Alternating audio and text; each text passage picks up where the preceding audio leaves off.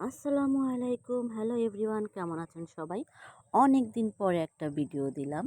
যেহেতু বৈশাখ মাস, ঝড় বৃষ্টি কিছুক্ষণ পর পর হতেই থাকে। আর এই বর্ষাকালে কিন্তু হচ্ছে গাছ লাগার উপযুক্ত সময়। তাই এবার বর্ষাতে বেশ কিছু গাছ লাগিয়েছি, বেশি হচ্ছে ফলের গাছ। কারণ বাড়িতে ফলের গাছ থাকলে আমার মানে খাওয়ার চেয়ে দেখতেই বেশ ভালো লাগে। তো যাই হোক, ১ম এ কতগুলো পাতাবাহার গাছ লাগিয়েছিলাম। এই গাছগুলো আমার ছোটবেলা থেকেই অনেক, অনেক পছন্দের ছিল। মানে ছোটবেলা থেকেই এই গাছগুলো আমি লাগাতাম। তারপর ভাইকে নিয়ে চলে গিয়েছিলাম নার্সারিতে কিছু গাছ কেনার জন্যে। আর এই যে আমগুলো দেখেন, বেনানা ম্যাঙ্গো, তারপর এই মানে সব আমের নামও জানি না। এত ভালো লাগছিল আমগুলো দেখে। তো ভাবলাম যে এই গাছগুলো অনেক মানে কিছু কয়েকটা কিনবো, আর অনেক দাম গাছগুলোর। তো যাই হোক, নার্সারি থেকে বেশ কয়েকটা ফলের গাছ নিয়ে আসলাম। তারপরে এই যে ভাই এখন কলা গাছ লাগাচ্ছে, মানে এগুলো বাড়িতেই ছিল, তো চারা তুলে সেখান থেকে তো এই কলা গাছগুলো লাগানো হচ্ছে।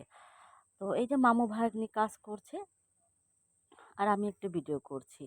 মানে অনেকদিন ধরেই ভিডিও দেওয়া হয় না, তো যেহেতু গ্রামে এবার বেশ কিছু অনেক দিন ছিলাম গ্রামে। তাই এই যেহেতু বর্ষাকাল, তো তা ভাবলাম কিছু গাছ টাছ লাগাই। কারণ গাছ লাগাতে আমার অনেক ভালো লাগে। ঢাকাতে বসেও আমি ব্যালকনিতে গাছ লাগিয়েছি। কিন্তু ব্যালকনির গাছ অনেক যত্ন করতে হয়, অনেক পরিচর্যা করতে হয়। তাও তো ফুলের গাছ, ফলের গাছ তো আর লাগানো যায় না। তাই ভাবলাম যেহেতু বাড়িতে আসছি কিছু ফলের গাছ লাগাই। তো এখানেও কিছু ফুলের গাছ আর ফলের গাছ লাগানো হবে। তাই ভাই মাটি প্রস্তুত করে নিচ্ছে, মানে বিভিন্ন ধরনের সার, তারপর সবজি কাটা এগুলো আর কি। তো তারপর লাগিয়ে নিচ্ছে এই যে বাগান বিলাস। আহ, আমার বাসার ব্যালকনিতে একটা বাগান বিলাস আছে, কিন্তু ওটা মানে ভালো মতো গাছ হয় না।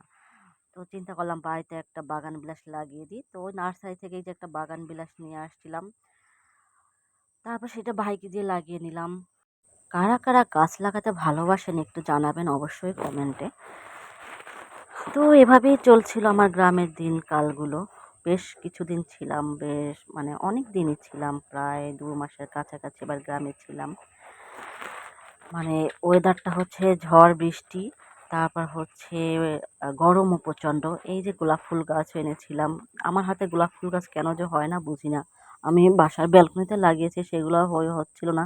তো ভাবলাম এবার মাটিতে লাগিয়ে দেখি যে গোলাপ গাছ হয় কিনা। তাই একটু গোলাপ গাছও নিয়ে আসছি ২টা। তো ভাই অনেক কষ্ট করলো গাছ নিয়ে। তারপরে এই যে থাই সবেদা নিয়ে আসছি, আর এর সাথে কিন্তু ছবেদাও আছে। জানি না হবে কি না, তারপর চেষ্টা করছি আর কি যে বাঁচিয়ে রাখার জন্য।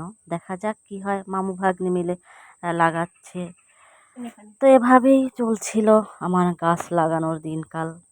তারপর লাগিয়ে নিলাম একটা লাল জামরুল গাছ, যেহেতু সাদা জামরুল গাছ আমাদের আছে, তাই লাল জামরুল গাছ একটা লাগিয়ে নিলাম। তো আমার ভিডিওটা কেমন লেগেছে সবাই জানাবেন। সবাই ভালো থাকবেন, সুস্থ থাকবেন। আল্লাহ হাফেজ।